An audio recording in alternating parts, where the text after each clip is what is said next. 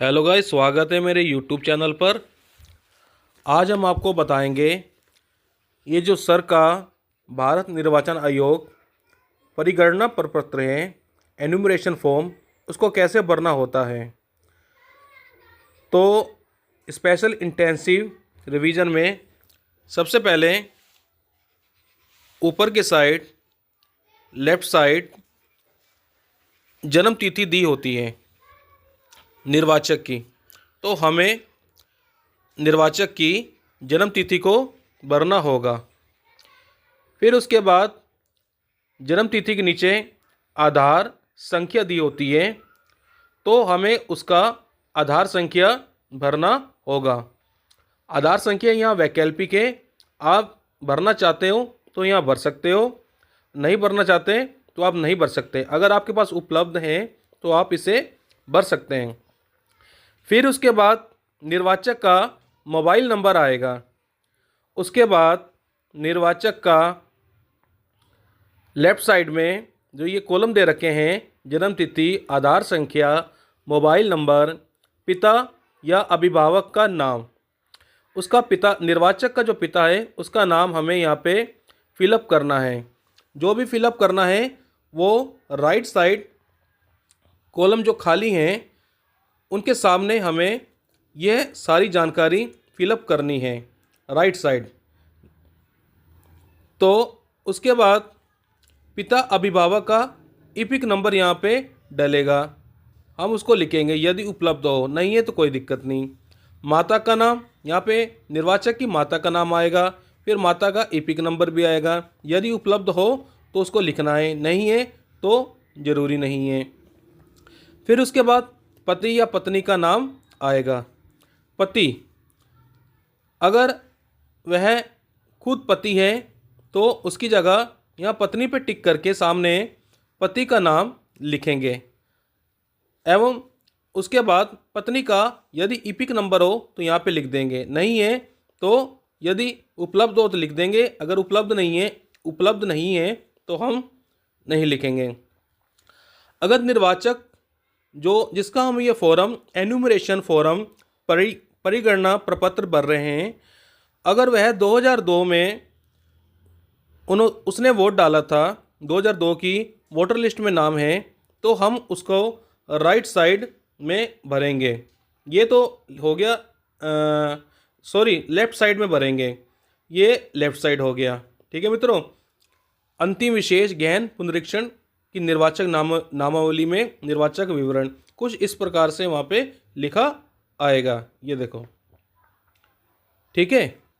तो अगर है 2002 में नाम, तो निर्वाचक का नाम लेफ़्ट साइड में, नीचे की साइड निर्वाचक का नाम 2002 की वोट लिस्ट में, उसका एपिक नंबर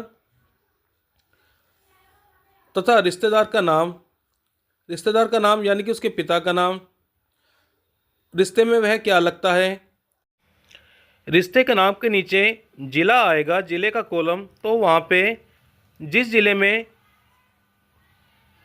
रहता था निर्वाचक उस ज़िले का नाम भरना है। फिर राज्य का नाम आ जाएगा। विधानसभा निर्वाचक क्षेत्र का नाम क्या था, कौन सी विधानसभा में रहता था, तो यहाँ पे विधानसभा का नाम आ जाएगा। विधानसभा निर्वाचक क्षेत्र की संख्या क्या थी, आपको PDF लेनी है 2002 की वोटर लिस्ट अपने BLO से, और वहाँ से देखना कि विधानसभा निर्वाचक क्षेत्र की संख्या थी वह कितनी थी। फिर यहाँ पे भाग संख्या भरनी है। फिर क्रम संख्या मित्रों, वोटर लिस्ट में जो वोटर का नाम होगा निर्वाचक का, उसके सामने ही क्रम संख्या लिखी होगी, और भाग संख्या ऊपर हेडर पे वोटर लिस्ट में मिल जाएगी। यदि 2002 में वह खुद नामांकित नहीं था तो उसके पिताजी का नाम राइट साइड में आएगा, उस रिश्तेदार का विवरण आएगा। ठीक है। तो नाम में उसके पिताजी का नाम आ जाएगा, नहीं तो दादा या दादी का नाम हम लिख सकते हैं। नाना नानी के नाम से भी यह फॉर्म भर सकते हैं।